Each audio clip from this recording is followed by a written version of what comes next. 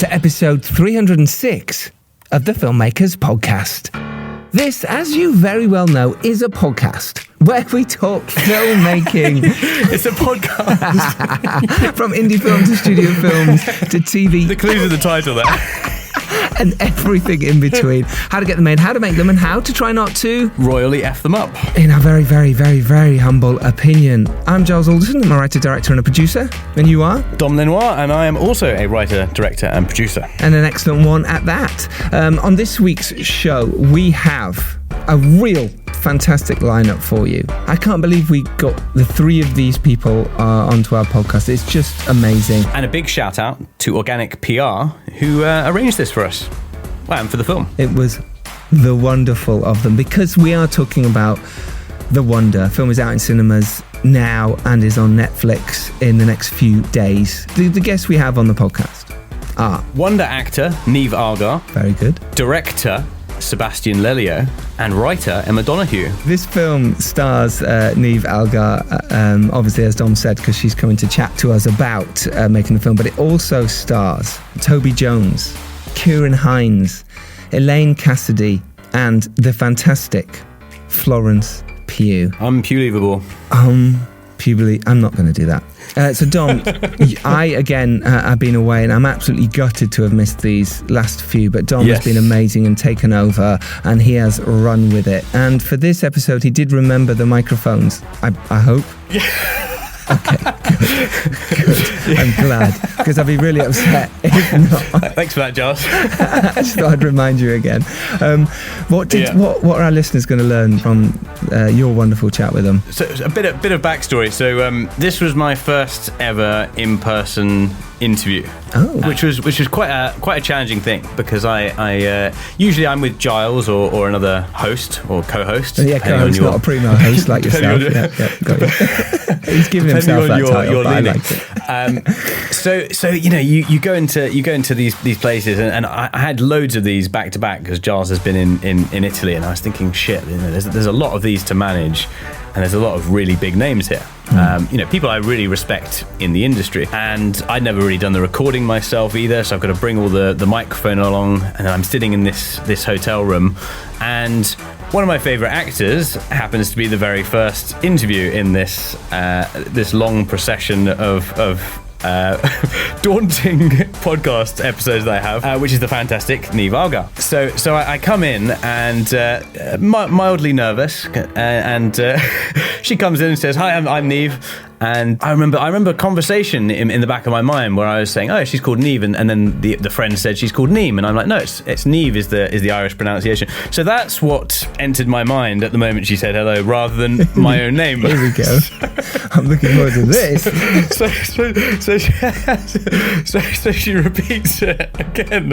I'm Niamh, and eventually I remember my name, which is a fairly useful thing when you're the one that's doing the interview. Just sat there. Did you just sit there not saying anything?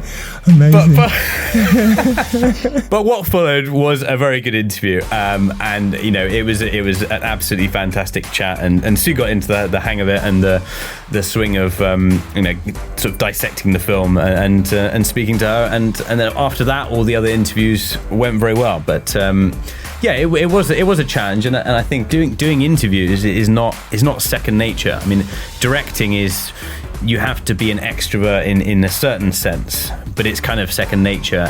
But I think deep down, a lot of us are introverts, and hosting interviews, it is a challenge. It is a challenge when you're doing it on your own. So it was a big thing to overcome, and I met some amazing people, and I had some fantastic discussions along the way. No, you've done really well. It is, people seem to forget sometimes this with podcasts or even any kind of interviews that we do, and they just kind of think, oh, you're used to it, you do this all the time, but it's still really different. You've still got to remember stuff. You've still got to kind of get into the click with them, so that they not only might like you, so they'll open up enough, but also that you have a good vibe, and it's a fun and interesting interview for you guys, so you enjoy it. But let's actually, on that, before we talk about Sebastian and Emma, why don't we start with Niamh?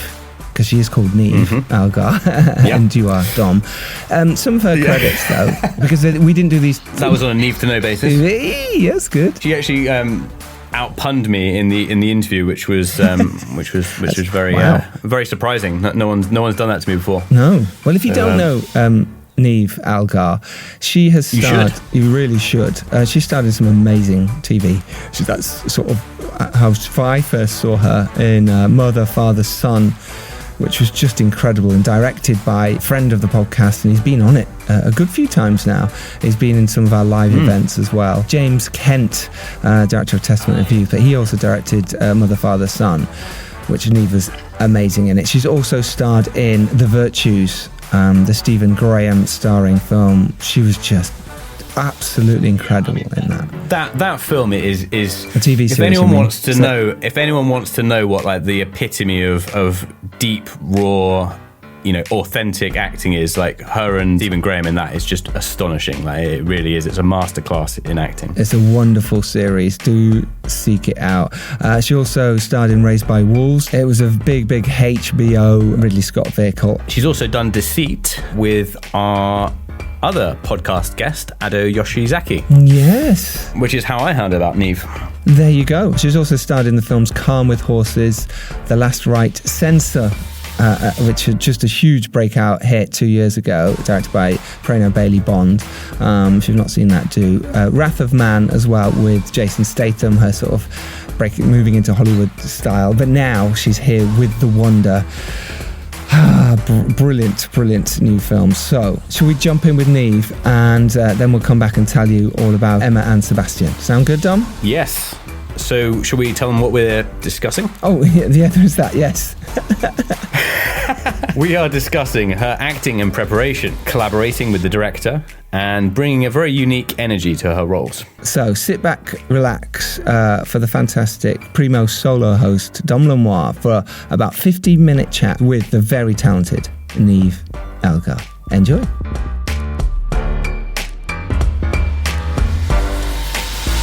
So, you've got your film in the LFF. We're in the very, very hectic Corinthia Hotel. There's like press chaos everywhere. How do you feel right now? I feel wonderful to be here with Wonder. See what I did there. I was going to do a pun as well. But you were going to do a pun, I can tell you. Yeah, it's a great. I love, like, the London Film Festival has held a huge part in my heart, because it was the festival that kind of started my career. I got my agent out of having a film here about 6 years ago, and yeah, it always just showcases really interesting and unique films that deserve to have kind of like that spotlight on them. And The Wonder is a fantastic film. Can you give us a very brief pitch of the film, please? Yes. So The Wonder is essentially, at the heart of it, it's a love story between this woman Lib and this child, and Lib does everything in her power to protect this young girl. Lib has been brought over from England to Ireland to watch over this child called Anna, who has stopped eating for the last 4 months and is believed to be, is being kept alive by God. And so you have got a whole community that are devout Catholic in believing that this phenomena is true, and they send for this nurse that has to watch over and give her findings on the child. And so you have this almost like this relationship that develops between the two, and Lib is played by the incredible Florence Pugh, the nicest human being in the whole world, she's sent for 15 days to watch and report, and it's her journey through this time and what she uncovers about why it is that Anna is not eating. It's not your job to question us. You are here only to watch. The watch is to last 2 weeks. We are proposing 8-hour shifts. There is to be no conferring between the two of you. On the 14th day, you will each present your separate testimony. May I ask, gentlemen, no one has told me what precisely is wrong with the girl. Anna O'Donnell doesn't eat. How long exactly has it been since the last time the girl ate? 4 months. That's impossible. Thumbs up. And eyes wide open. Are you nervous at all? Why should I be nervous? Do you know the dangers of a prolonged fast, Anna? I don't need to eat. I live in manna. From heaven. And how does that feel? Full. Anna is in danger. She's an actress. She's chosen. Are you feeling well in yourself, Anna? Very well, Father. Thank you. What right does a stranger have to come between a child and his people? I'm here to find out the truth. For Jesus, my Savior. I am begging you, you must stop the watch. It was a terrible mistake to bring a nurse here, an English nurse. Will you help me? This precious blood. You don't understand us. Forgive me. Anyone can be chosen.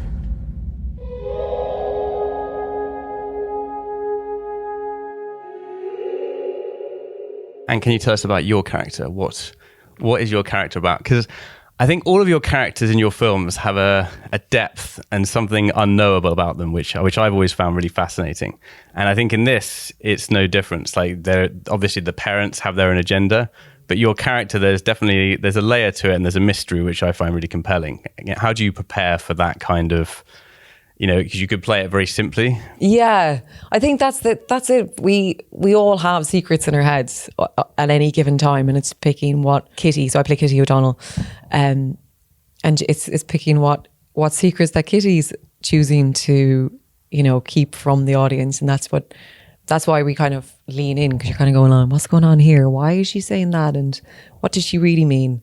But that can also come from just completely upfront about it, just having very, very strong beliefs in what you do and say. And Kitty, she's observant. She's the observer within the story.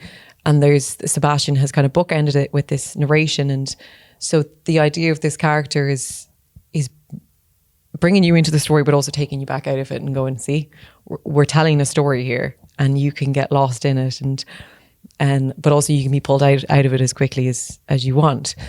So it was a really fun project to be involved in, but just to, as an actor, to just work with a team that's on this. And so I was very, very lucky and very privileged to be here. So when you're preparing for a role like this versus what you read on the paper versus what you actually put into the character, how does your sort of preparation process go? Yeah, well, I ask as many questions to the director as which they'll allow before they're like, enough. That's enough, Nate. We don't need to know anymore. But it's making sure they're on the same page. And I ask, even if I feel like, oh, this is such an obvious question, it sometimes isn't, and sometimes that's where it's all about communication. That's what we do. We go onto sets, and the environment changes from set to set, and so you have to understand how a director is going to work differently to the way you work, and how you're going to make that work as a unit. But also, it's like a lot of it is down to especially for a period drama, is that the clothes have so much of an influence in how you walk, how you sit. That for you is like the kind of these kind of clues, these little, almost not they're not crutches, but they help inform your character. Small pillars, small little pillars. Yeah. And Odile, our costume designer, was always keen on Kitty was just constantly covered in dirt because she's always in the fields. She's almost part of the landscape. I spent a day learning how to cut turf, which is great. And there's some great turf cutting. I cut a lot of turf. We did that setup quite a lot, right. And it's heavy. But just the physical demands of what that would have taken during the day, and then you're going inside, and then you're trying to cook something and keep warm, and constantly just trying to keep yourself alive. So there's all these, you feel like there's just like you fit the character's basic needs on how they would live day to day, and then it's finding where you fit into the story and what your role is within the story. So how does it happen? You actually getting involved in a project like this? Like, what's the process? Your agent sees the script. They say this might be interesting. Are you looking for something specific that sort of connected with this? Was it the Irish angle? How did that process actually begin to you being in the film with the amazing cast? Well, Nina Gold was cast in it, and she sent the script to my agent for me to read and to put myself on tape. So you immediately read the first kind of log line of going it's Sebastián Lelio was directing this feature film with Florence Pugh, and it's written by Alice Birch from an adapted novel by Emma Donoghue, and you're like, right, okie dokie, that's enough. That's all I need to know. Do they want me to play the tree? Because I'll do it for free. And yeah, you just Florence has always made such incredible choices throughout her career, so it was there's a sort of trust there. Yeah, there's a trust, and that it's going to be a good film. Yeah, Florence is in it as well. Yeah, and also the story, it's such a great story of this woman, and it had so many layers, and she was incredibly complex, and you want to be a part of that story. You want to those are the films that I love to watch, and so naturally it's the ones that I kind of gravitate towards. And so yeah, I got sent I did a tape. I was in South Africa shooting Raised by Wolves, and yep. Second series. Yep. So I auditioned, and then I had a meeting with Ridley Scott. Yeah, not second series though. He was he execs, okay, but yeah. But he's there. Overseeing. He's overseeing it, watching, waiting, and got the role. And then so then was just chatting with Sebastián and asking, what do you see for the character, and what do you want me to bring, and just opening the dialogue that way. So it's kind of I just started asking loads of questions. Is there any kind of research that goes into it? I mean, do you feel anything towards the era? Obviously it's quite a tragic kind of setting with the famines and that whole idea, and also the science versus religion. There's some very dogmatic kind of viewpoints. How did you kind of come to grips with that? I mean, it's frustrating as an audience member to watch the film and see just how single-minded some of the opinions are. Yeah. Speaking of that era, I think there's very little kind of portrayal around Ireland in those years. There hasn't been a whole lot of. There's not been too many films that kind of explores, or maybe they're too scared to fully explore the extent of what the Great Irish Famine was. And so you have this film that's set 13 years directly after that, but that is still so raw and fresh, and so you can only slightly imagine what it must have been like in that time to be a woman, but also have suffered the greatest trauma that a country has ever seen, and be still living through it, and how that would have an effect on you, and why you would choose to put all your faith in these stories, because you're literally probably grabbing on to anything, because you've come from such a dark place, that the idea that there could be something special with this child, and if it's a miracle, and that's to Katie looking at it that way, not understanding why it is that Anna is doing that she does, and then so it then takes that and turns it into something else, and then you can understand why people turn to religion for kind of protection and answers, and it's such a huge theme in itself to explore, and it's fascinating. I mean, it is something really interesting in the film, because you start off and you're very much sort of on side with Florence as she comes in as the sort of, these are the facts, let's find the answer to this, and what they're doing isn't humane to the child, etc., etc. But as you go into it and you kind of look at the family and you look at the suffering that they're going through, it actually is a very difficult thing. And if your family are going without food, this sort of edge between folklore and science and the kind of the viewpoints, it's quite touching actually, and there's a lot of very, very interesting moments that sort of cover that, I think. Yeah, you're totally right. And the food in itself of this, the food in the film, I hope you didn't have to eat the food. No, the food was amazing. Was it really? Yeah, it's funny. It looks like some of the sort of the soups. No, with it was bits amazing. It was so good. Okay. Florence was bringing home pots of it after work. She loved that stuff. Soup kitchen. Okay. Soup. Yeah, no, because it was like stews. So it was I think was it a vegan stew we were eating? So it was jackfruit and Healthy stuff. Really healthy, and it was really warm. It was nearly too warm because we shot it during the summer. Oh right, okay. That's Ireland. Yeah, no, I was sweating it was. But it's an Irish summer, so it was more like autumn. Yeah. But yeah, this kind of food is used as this tool to really make you think about. Like you see Florence's character, and she's eating alone after she's been sat with a child who's been refused to eat all day, and how that would. The moral, like the complexity of it, and that inner conflict that she has going on inside, and so you can take those moments and sit them in silence, and it says so much because we're on a journey with this character, and that makes you kind of lean in, and I'll never look at stew the same way again. Irish stew.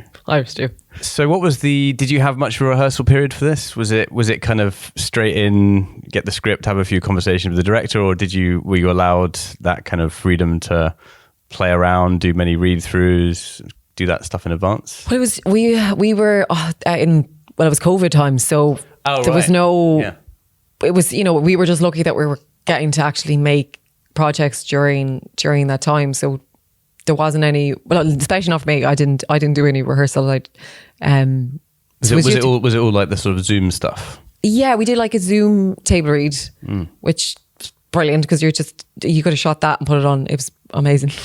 It's like little Keela. I was like, wow, she's a star. Yeah, I mean, she's really, some of the scenes were really, really breathtaking, heart-wrenching, and heart-wrenching, and she's got the emotional maturity of someone 3 times her age, 4 times. Like she's got this huge depth to her, and she brings so much to the character of Anna, and it's so sweet and yet so heartbreaking at the same time. But yeah, no, it was literally, we had the table read and then go and do the fittings and just straight into it. Yeah, and I was just conversing with Sebastián kind of back and forth, and yeah, but it's such an inviting set, and we had Ari, who's DOP on it, it's so amazing to watch her work. She's got this incredible, she's obviously got an incredible eye, but there's this confidence and ease and calmness to where she works. You almost feel like she's in the scene with you, and it's such a lovely environment to be on, definitely. And in terms of like working with directors, I mean, maybe on this one, is it your kind of preference to do lots of takes? Do you like to just go in and get it? Or do you have a kind of a preference in your process in that side? In general, yeah, it's a tricky one because I can be I am the world's worst critic of myself, and so it's really hard to walk away and let go, and especially at the end of the day when you always feel like, I always feel like I could have done that a bit better now, and you come home and you think about it and go, okay, maybe that would have been a choice. So that's been something that I'm back working on, because you have to have the love and enjoyment for the craft, and not like, you take the work seriously but don't take yourself too seriously, and that it's really important to kind of switch off, especially between projects, and just kind of go back to your baseline. I love prep. I love researching the character. The minute like where you sign on to your project, and I just love just immediately just going in and I like adding things to the character, adding things to her, and making her real. Are there any tips for directors to do or not do? The best directors that I've worked with are always the ones that give you freedom, but also give you enough boundaries that it's almost like you need a certain amount of boundaries in order to make the most of that moment. Because it's very like, directors that kind of, I don't know, a director's always so different from that's the thing. Yeah, I mean, that's the thing. It's completely, every project is completely different. Yeah, and the good ones listen. The good ones listen. Yeah. Yeah. I mean, when I started, I sort of started off in camera, and it was, plonk the actor here, move the actor here. I didn't know anything about motivations or, all these kind of techniques and things that communicate. And I think it is almost, it's like you've got the director's got a vision, and then the actor's got a vision, and it's finding somewhere in the middle where they can express freedom and make the choices they want to make, but they're also got a guideline of where they're going as well. Yeah, totally. That's really important. Yeah, it's having that. It's their vision, and so you're to be totally respectful of that, and then it's just it's the communication and having that feeling like you can have that open dialogue, and you're making this together. It's a collaboration. It's a collaboration. So you essentially get lost in the scene, but you're surrounded by people, and that's the key, is that you can take comfort in the fact that everyone is there. We're all telling the same story. Yeah.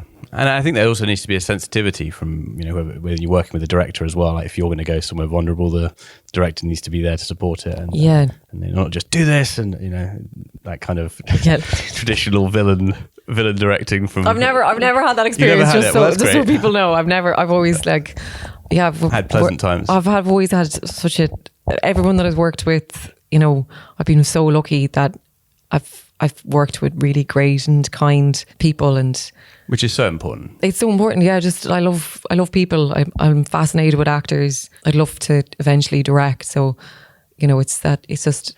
I noticed there's a few production designer credits. I have, yes. I mean, tell us about that. Where did that come from? Well, I studied design when I came out of school because I wasn't allowed to go off and study acting. My parents were like, no. Yeah. Don't be crazy. You need to get a traditional job. You need to get a proper degree in art. Proper job, yeah. So I was... Interesting, okay. I was studying art and design and kind of wangled my way onto a few film sets, and I was a production runner. So I was getting teas and coffees on this show, and I was like, oh mate, I could help in the art department. I could definitely have some sort of skills that could cross over here. And I got in with this production designer, and so that was my education into the film and television industry. I didn't do any formal training. I kind of learned on the job. Okay. And so kind of from with acting as well. Yeah. Yeah. Okay. So yeah, and so yeah, it's been 15 years being in the industry, but being both sides of the camera. Amazing. Niamh, it's been an absolute pleasure. Thank you very much. Thank you so much. Wow. Dom, I wish I was there. I really wish. That just sounds like such a fun chat. She sounds so delightful. Was she as brilliant in person as she comes across? Yes, very, very funny and very energetic. Very humble, actually. Complimentary to the other actors, which is a nice thing. I mean, a lot of actors sort of come in and they, anyone in the media industry will come in and sort of talk about themselves. But a good portion of time was spent sort of complimenting the other performers, which I thought was quite nice. No, I agree. We're going to hear about her for such a long time. So why don't we jump straight to director Sebastián Lelio next? Yes. All right. So what did yourself Why don't we? And the director of A Fantastic Woman, Gloria, Disobedience, The Sacred Family talk about? We talked about balancing genres between drama and surreal elements, collaborating with top actors and actresses like Niamh, Florence, Toby Jones, and Elaine Cassidy, and putting his imprint onto the script as a director. It's also worth noting that Sebastián is an incredibly friendly, warm dude. And it was really nice to meet him. Sometimes you sort of come in and the directors or the powerhouses behind these things are quite serious and stern. But he's a very... Yeah, exactly. but he was he's a really, really nice guy. And just really, really grateful to be chatting about film, which is what we want because we're a filmmaking podcast. Oh, indeed. Are we? Good to know. So here it is. This is Dom chatting to the wonder director, Sebastián Lelio. Welcome to the Filmmakers Podcast.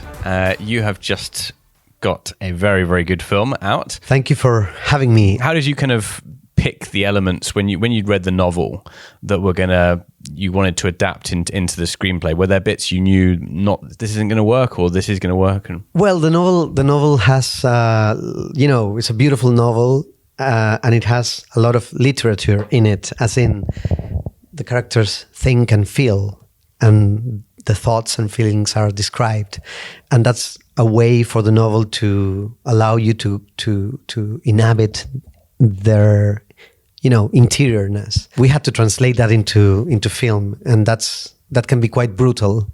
You have to find ways of synthesizing everything and turning all that can be quite ethereal into actions and yeah. So it was a process of losing things and finding the essentials. But yeah, Liv's character, Florence's character, has the testy-esque element.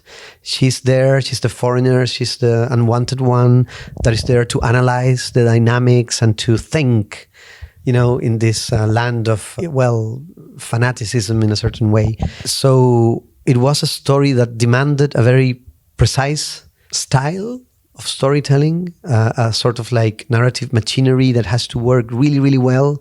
You have to, think along her, by her side as she processes. Deducing, yeah. Exactly. So you find yourself thinking that you know what she's thinking, but of course that's a cinematic effect because you are thinking. It's you doing the job. So it requires a very active viewer. And that was really interesting. I really wanted to make a film that required that level of precision, like craft and timing and the way in which information is delivered, how you manage suspense, how you play with expectations, how a film that you think is one thing turns into another one and ends up being more of a genre fluid sort of film. I really loved that territory, and I thought it was a great opportunity to hopefully make good cinema. Yeah, and you did. Yeah.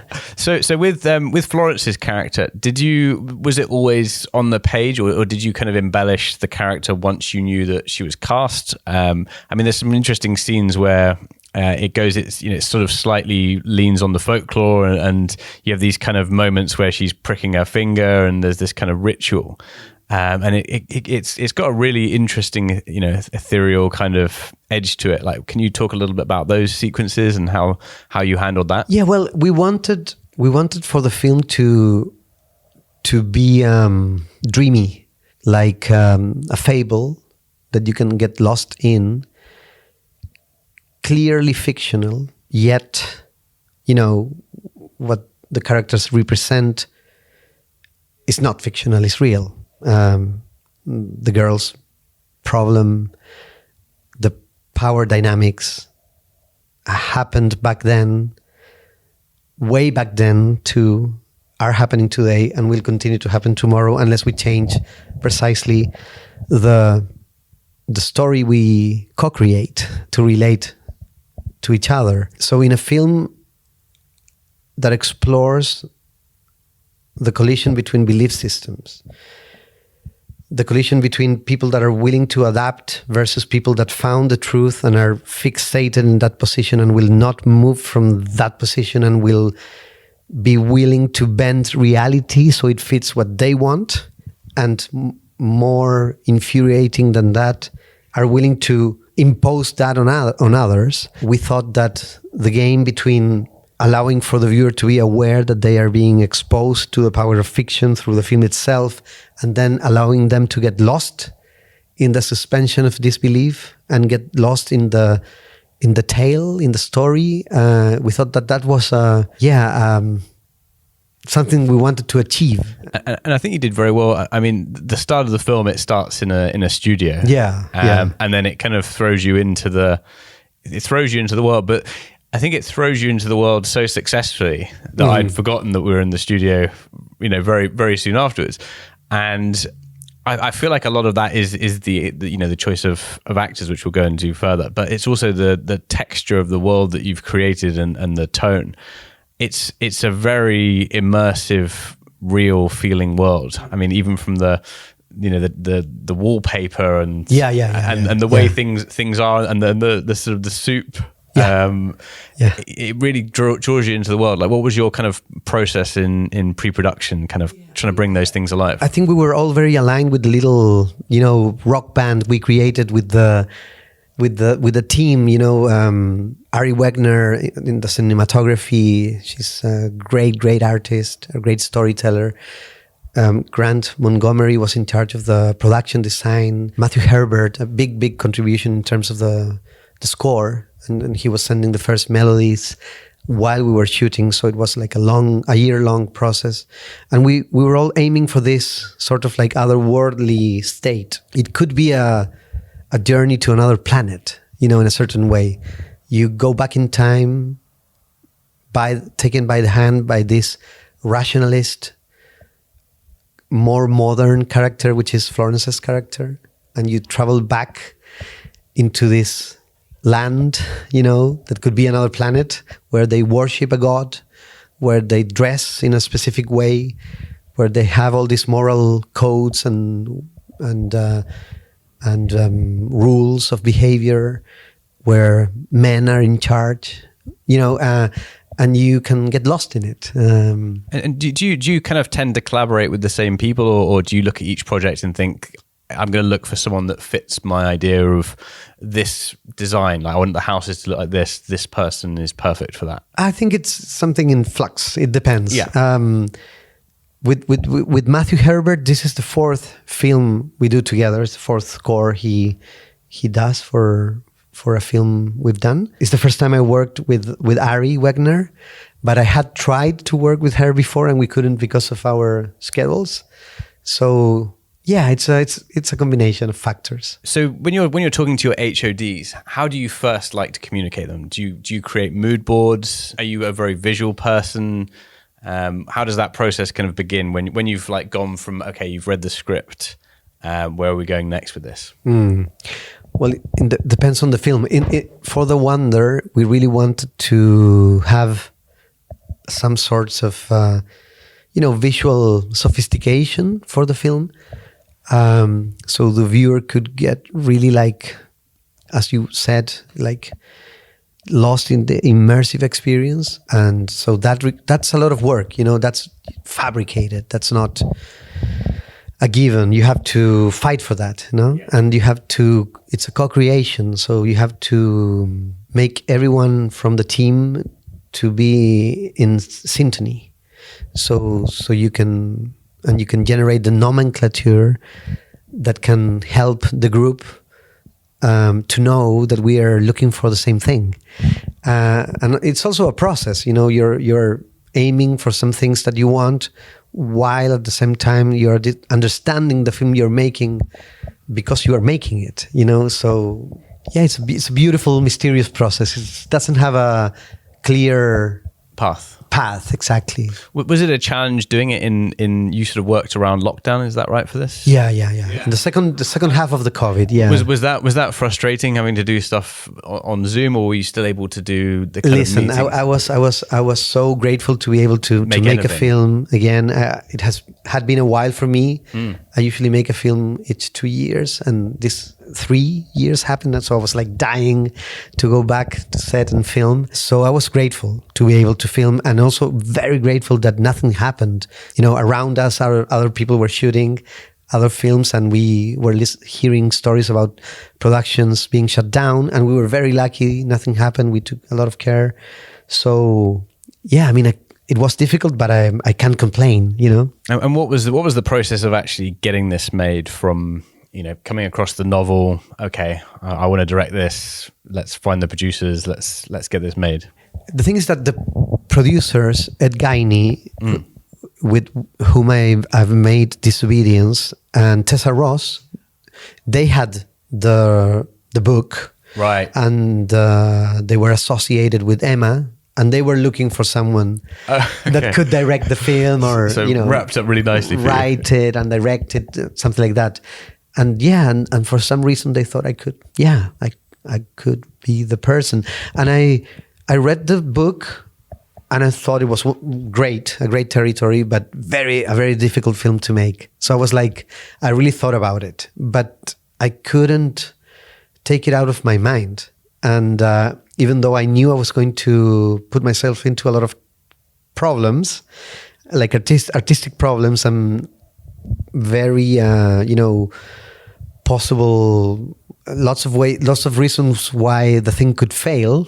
I just couldn't say no. There was something about the story that was stronger than me. What were some of the challenges of shooting this? Well, mainly, the themes that the film explores are are quite devastating, and there's something very sad happening at the center.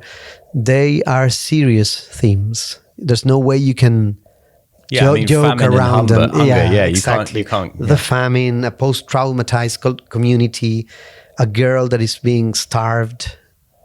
I mean, there is things that you have to treat with respect. Now, how do you do that?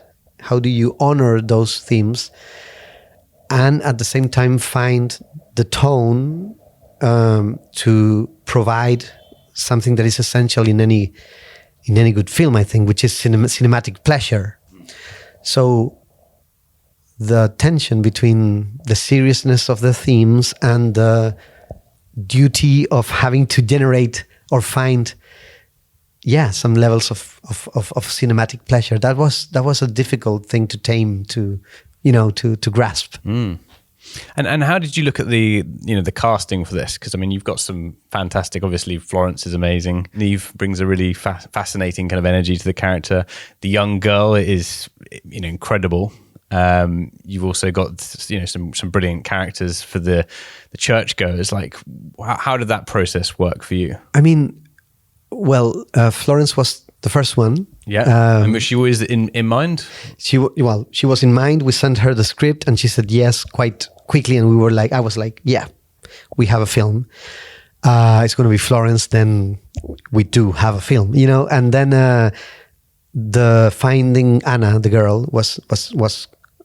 I was quite terrified about that because we really needed a great young actress, and we saw hundreds of tapes during COVID. So, and yeah, when we saw Kila's tape, I was speechless. I thought she was incredibly committed and profound, really profound.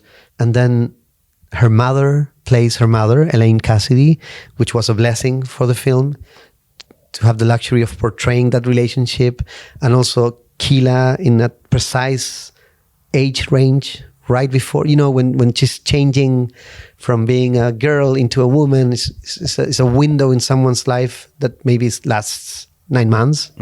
So we were very lucky to have her in that particular moment. And then the script somehow, attracted, was appealing enough to gather this great group of actors. I mean, Niamh Algar, Toby Jones, Karen Hines, among many others. So I felt very, blessed to have them. It was really a luxury to work with all of them. Yeah, and it's a very well acted, very immersive film, and you should all go and watch it. Just one more question before we go. Is there any advice you give to directors who are starting out or looking to make a sort of a leap up in their careers? Or maybe some advice you'd give yourself going back in time? Well, I think there are no excuses not to, make a film. Is that what you want? And it's all about it. It's usually said that you should never make concessions. And for me, it has been the other way around. It has been the tension between what is dreamt and what is possible. And somewhere in between, there is the possibility of making a film. And I would advise them to take it and, to deal with the paradoxes and contradictions of those tensions, and somehow within those tensions find a film and find a beautiful one. Amazing advice. Thank you very much. It's been a pleasure. Thank you. Thank you for having me. So that was Sebastián Lelio. I love talking to directors. It's so interesting for me. And I'm sure for you too. And in person, obviously, you're thinking about questions and thinking about what to do. But when you have that rapport sometimes, it's like me and you, it's very natural for me and you to talk about filmmaking and how we want to make stuff and do it. And it's really nice when you get in that zone. Yeah. With anyone, I think. I think you need to be like that with all your collaborators. Yeah, definitely. From your production designer to your costume designer to your editor, it's really important you have that relationship. It's vital. Speaking of having vital relationships with your screenwriter as well, if you're co-writing with someone, it's very important you have a shorthand, you have an ability to challenge but also be fair and work well together as a team, because it can be horrible when someone doesn't like that line you've written that you love. and vice versa. You know, you've got to challenge them and say, sorry, I don't like it. And it's really difficult, but if you've got a good relationship, it can work well. And this is what it sounds like Emma Donoghue did with Sebastián Lelio. Dom, what can you tell us about your chat with this amazing writer who wrote Room? Room, ladies and gentlemen, not only the novel, but the screenplay as well. Room is just an amazing film. Yes. I mean, we haven't got much room to talk about that, but... I knew it was coming. I was like, it's coming. No, it was great. I mean, I find it very interesting chatting with writers that have delved into novels as well, because it is such a different medium, and I think it really expands what kind of detail you can go into, and then you also have a very interesting process of really sort of narrowing things down and trimming back this really fleshed out, detailed story into the most important elements. So I think it's a good process what she's been through on this film, to sort of take so many interesting facts from the era and sort of blend her own fiction in and create this screenplay. Amazing. Well, without further ado then, shall we get to the chat? We shall. All right, here it is, Dom Noir chatting with screenwriter Emma Donoghue. See you on the other side. So welcome to the Filmmakers Podcast. You have just had the fantastic Wonder, which is premiering at the LFF tonight, I believe. Yes. How are you feeling? It must be very exciting. Oh, it's such a culmination, I have to say. You know, films take so long to make, and at every point it seems like odds are it won't happen. You know, there are just so many things that can interrupt it. You know, pandemics, that kind of thing.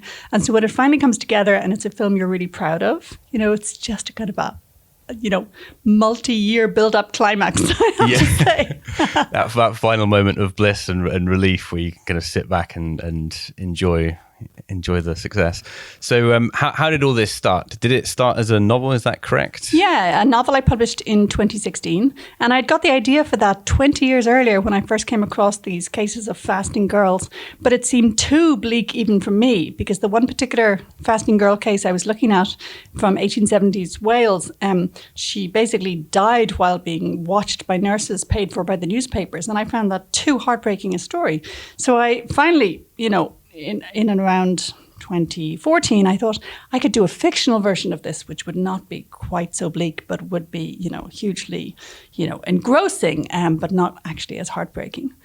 So yeah, it was a novel. And then immediately after the novel, I thought this one could work in cinema too. And when I adapt my work, I never open page one and say, what do I do with this page? I keep the book shut and I say to myself, I want to tell the story all over again, but this time visually. So you've got all the elements, but you need to create something else. Yeah, and you have to feel free to change or move around or abandon any one element in order to capture the magic of the story as a whole. So is the film version, the kind of the script, fairly similar in terms of the book? Like what were some of the changes that you had to make? Actually, in terms of plot, yeah, it's pretty similar. It's more that you can't be just wedded to any one little thing. And overall, there's often a sort of a pruning down, a cutting away of characters. So for instance, the kind of, the patriarchs of the village, in the book, there's one more of them, I think, his school teacher, but I decided he wasn't quite earning his place. So I cut him away almost immediately. And I think the novel starts with the nurse sort of getting the assignment back in London. We jump in even more in medias res with the film. We start with her on the boat. No explanations. So the minimum of explanations. And above all, no voiceover. I hate when they adapt novels and they try and sort of, this is the story, the exactly. background of the era. This is a prestigious literary adaptation. Yeah. I'm like, no, this is a film. Scrap the book. So, of course, I end up being fairly close to the book in terms of plot and even some of the conversations. But that's because at that particular moment in the film, that's the best way to tell it. There's a big climactic scene where the girl kind of confesses to the nurse, and probably all those lines are from the book, but it has to earn its place in the screenplay as a screenplay. It can't just be in there because the book is. And above all, the book is very wordy because it's about, It's got qualities of a 19th century novel, and it's about a character whose job is to observe and to take notes. And it's full of long conversations. They're literally filling the time. They have these 8-hour shifts together, the nurse and the girl. So endless conversations about things like religion. And I knew I wouldn't want to weigh down any scenes in a film with similar conversations. So we had to find ways to, say, communicate the religious stuff very visually. So, say, the girl plays with holy cards as if they're a set of dolls. Yeah, I mean, there must be a lot to condense down, and it is. I mean, it's very clear from the script that there is at the very core of it, there's religion versus science, and as a viewer, I was saying earlier to Niamh, it's frustrating to watch because of how dogmatic some of the viewpoints are. But I think it's a very fascinating kind of look at the era.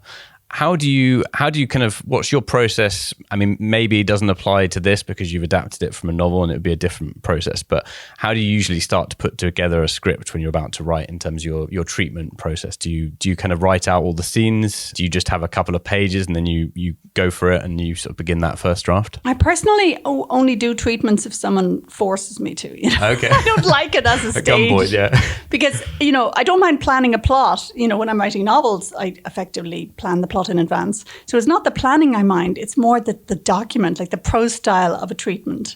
I hate having to sort of summarize, say, changes in relationships rather than actually show it. So whenever I'm trying to write anything longer than a one-page synopsis, I want to start actually writing scenes. So sometimes, even if I'm obliged to produce a treatment, I'll have sneakily started writing scenes already, right. just so I know what goes on between them, because it honestly can be hard to know until you actually get characters up and interacting with each other, in this case, I suppose I was working from the novel. I suppose one thing that's different for me in film work rather than fiction is that for my novels, I usually do, I would say, a total of 3 drafts, whereas with film, drafting is endless, even during the filming process, things get changed and moved and, it's a silly little thing. I remember looking at the latest version of the script and going like, how come the horse's name has changed?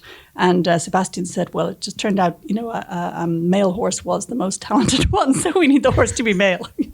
So that's an example of how things just change on the day, and the weather changes. And then, of course, it all changes after filming as well because of the editorial process. For instance, a key scene in which I, as an unusually talented extra, was featured as, one of a cluster of old women outside the church talking to the priest, and that got cut, That is tragic. See, great stuff gets left on the floor, metaphorically. Actually, I feel I had the archetypal extra experience in that I spent 5 hours in a painful corset and there's no trace of it, except they did send me the raw footage, so I got to harvest that for my home videos. You can keep that forever. And be proud of it, of course. Exactly. Actually, I was a particularly stiff extra. I don't know how they do it. I'm really glad I got to experience it. It's painful. It's hard. I've done it once, and it involves a lot of being cold because you're standing there for a very long time, and often you don't have to move. Yeah. And we had to whip our masks on and off, hide them in our petticoats whenever the camera was on. And I found the other extras were just incredibly experienced and relaxed and used to the rhubarbing, and I felt like a complete idiot, I was getting special treatment as well. Of course, yeah. Odile, our costume designer, came over and took somebody's really nice little cape and gave it to me instead of the big hairy blanket. So I had special treatment, but of course still didn't make it into the final cut because it's all about the art. It's all about the art. So you've got your first draft of the script. How do you go from there in terms of evaluating it? I mean, I know you're an experienced screenwriter, but what's your process of notes for yourself before you hand it off to said producer? No, I handed it off straight away. I think first draft. I was already talking to our wonderful producers, Ed Guiney and Tessa Ross, both of whom I'd worked with before on Room. So always my film writing is in sort of dialogue with other people. So that's another difference, I suppose. When I'm writing a novel, it's a very private process until I bring my editors in. Whereas a film is at no point my private project, It's interactive from the beginning. And there are just endless drafts, but, it's a very enjoyable process. And then very early on, Sebastián got involved too. And so he got to shape this one from the start. I was always writing it for Sebastián and with Sebastián, and it can be impossible to remember where individual moments came from, but it was a great working relationship from the start. He's just so clever. You know, he was a joy to work with. I'd been spoiled last time with Lenny Abrahamson, and the same thing with Sebastián. Each time I learn new words from these guys. Literally, I'd be doing an interview with them, and I'm like, "Ooh, must look that up afterwards." So what was the kind of the collaboration once you delivered your script and then you sort of, it goes over to him? What were some of the kind of changes or inputs that you then sort of worked together on? It's hard to remember because I mean, I know it becomes changes. a lot of small sort of things that go backwards and forwards. Yeah, and I've often found, well, with the two main film projects I've had, things get added in and then thrown away again. So often you end up with the bones being more or less like where you began, but you've often had sort of, you know, temporary experiments. And for instance, the kind of meta elements he added at beginning and end, there used to be quite a few more of those. So, you know, there's kind of like a series of waves, but I'm afraid it can be hard to remember exactly what get added when. There are so many drafts. And it's a process of constant, not just tinkering, but reacting to things. Like as soon as we knew we wanted Florence Pugh for this, we began to think of the character a bit differently and sort of had her in mind. And Alice Birch had written for her before with Lady Macbeth, so that was a huge plus, knowing we had someone who had collaborated so successfully with Florence before. Was it a challenge balancing the folklore element of the film? Because it starts off and it feels like it could be going in that direction. There's these nice sort of snippets of that sort of thread through, but then it does become actually like quite a drama film, really, that's kind of at the heart of it, about famine. And it's very interesting in its kind of genre signals. Yeah, like my 18-year-old watched the trailer and he was like, someone going to get sacrificed? Yeah. You know? Yeah. Possibly even because Florence is involved in it, right? So everyone brings their previous films with them by association. Yeah. And, you know, it's like, is that a demon child? Yeah. You know? But it's a very smart film that way. Not only does it have the kind of the meta elements, but in a way it's got elements of the historical drama. It's got elements of gestures towards the supernatural and the spiritual. It might remind me, say, of a film like, say, Agnes of God, you know, the whole kind of, what is this impossible miracle? And it's got elements that feel just blazingly contemporary, you know. We were always trying to find a language which would be of the past, but still absolutely relevant to today. We never wanted it to feel, you know, fusty. And same with, say, the music. You know, Sebastián from the start said, we're going to have a very modern soundtrack. You know, I've worked with Matthew Herbert before. He's extraordinary. So we knew it was never going to be those traditional diddly-idly Irish sounds. And again, in the cinematography even, you know, he and Ari Wegner brought in some sort of visual reminders of the Western as a tradition. And he said to me at one point, I think of it as a spiritual Western, you know. And he also said, I think of this as a love story, but it's between the nurse and the child. You know, so he was very sophisticated about genre, I would say. So the film was never going to be any one traditional package. No, I mean it starts off and I think it goes in a very interesting direction, because it initially feels like, okay, we're going into a society that you know doesn't really understand and you know, here's science and the science makes sense, and then as you sort of delve into it further, you actually get to the humanity of it, and you kind of, I think it's a very original way to have looked into the kind of the struggles of famine. And it does it in a very human way that doesn't feel like it's been done before. And I would say it sort of respects the dignity of these characters, even if they seem blindly irrational to us. You know, like one little moment we put in as a backstory for Toby Jones's doctor character. It's a little scene where he's lighting candles to the memory of his dead family. So instead of seeing him just as some absolute idiot quack, you're like, oh, God help him. You know, he's lost his entire family and he has to believe that there's some magic out there which is going to conquer death in his lifetime, you know. Or say, you know, the parents of Anne O'Donnell, I would say, you know, that of course you judge them, but the film shows so much tenderness in that family as well, and so much fervour. There's that lovely scene where, you know, Florence Pugh's character won't let the parents get near the child anymore, and they sing a hymn to her as a way of sort of bridging that painful gap. And that's just such a lovely, you know, non-dialogue way of showing them attempting to still, you know, wrap her up in their love, dysfunctional as it may be.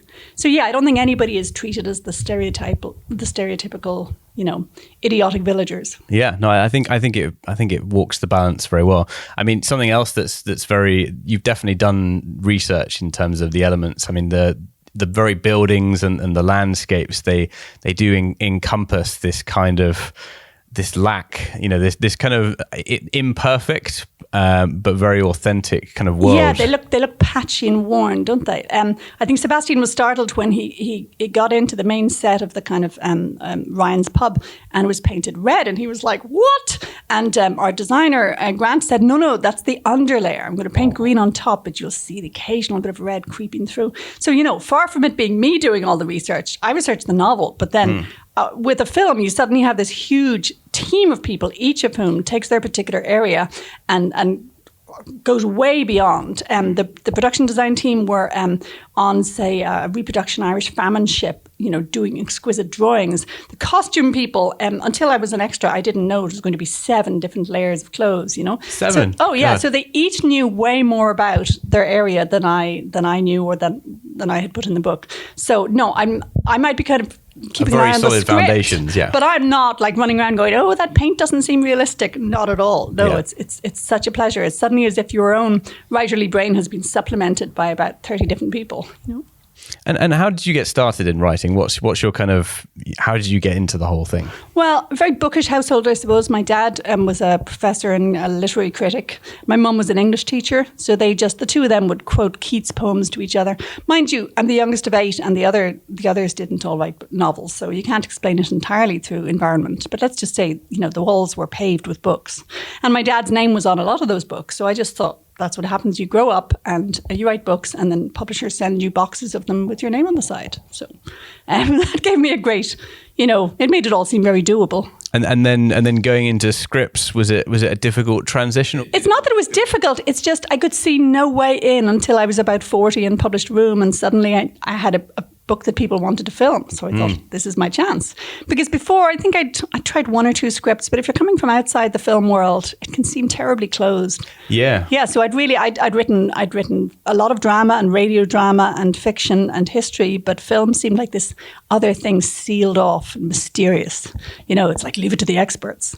So Room gave me this unique opportunity in my 40s to say, no, I'm going to write this script. It can't be that hard, Or rather, it can't be any harder than any other form of writing. Well, that's it. I mean, I went to the library and I got my 20 books on screenwriting, and I was almost too obedient to the rules. I remember Lenny Abrahamson saying, like, "Okay, you don't have to obey all the rules, Emma. You have to just, know when you're breaking the rules, but feel free to break them." Yeah, I mean, I found that when I sort of started in a bit of writing, and you read the sort of Save the Cats and all the sort of the classics, and it's great to be aware of the structure, but then you have to kind of put it in the back of your mind and walk away from it. And it's like religious converts can be too fussy about the rules. I think at the end of the day, it's instinctual, isn't it? And if you know how to write a good story, you know how to write a good story.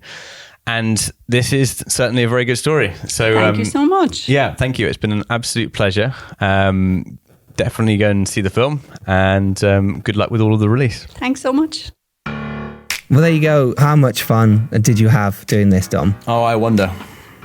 Are you just going to steal my joke I did off air? No one heard it off air, Giles. Yeah, no, it's true. If it didn't happen on the podcast, it wasn't real. No, you can have it. It's yours. Right. It's yours. I'll take it. You said it. I'll just leave you in wonderment of that. Oh, stop it. It's ridiculous. People like this podcast are just pun idiots. I'm sorry. I apologise to everyone for the really excessive wonder puns. But it is a wonderful film, and honestly, yes. do check it out. It is in Bedouin cinemas and it is on Netflix, like I say, I think a couple of days' time, the 16th of November, so do watch it. Right. There we go. We've proved you can go out there and make your films. You can write a novel and you can turn it into a screenplay. You can work as a director, or you can work your way up as an actor or a director. You can do it. You have to believe in your project. You have to believe in yourself, and you can make it happen. And if you are lucky enough to rise up and do well, it's your duty to send that elevator back down and help all those others who are starting out. But what if they hadn't invented elevators yet, like in this film? Then, you have to find your own way around that, Dom. You have to be creative, think outside the box. Use a ladder. Right? There we go. We've just solved a problem. That's what filmmaking is. Do you know what the step ladder said to the ladder? Are you my real father or just my step lad? Oh, we should step away from this right now. Okay, no, I don't want any more puns on this podcast. These jokes are wooden.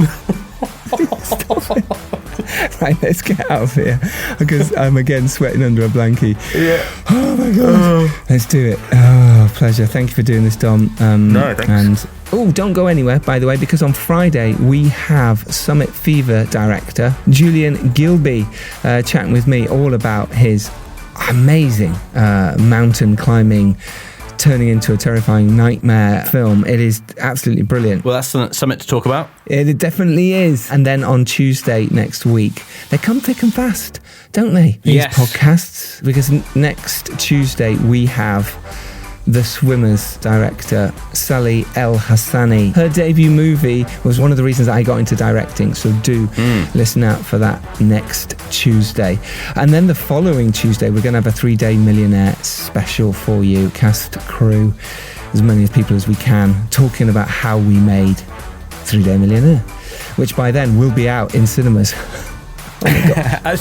As you should know by now, after the constant plugging. Find the links in the show notes to the cinema run. Thank you, Tom. And we'll see you at the cinema. I love it. All right, take care. Dom, what are you going to do now? Probably sleep from the exhaustingly long day of working for you.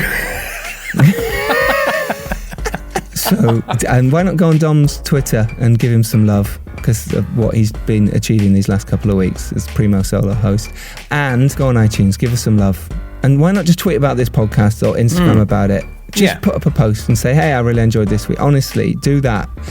It really does make a difference. More people hear about this. And we'll keep growing and we'll keep getting amazing guests like these. You take care. Bye. Bye.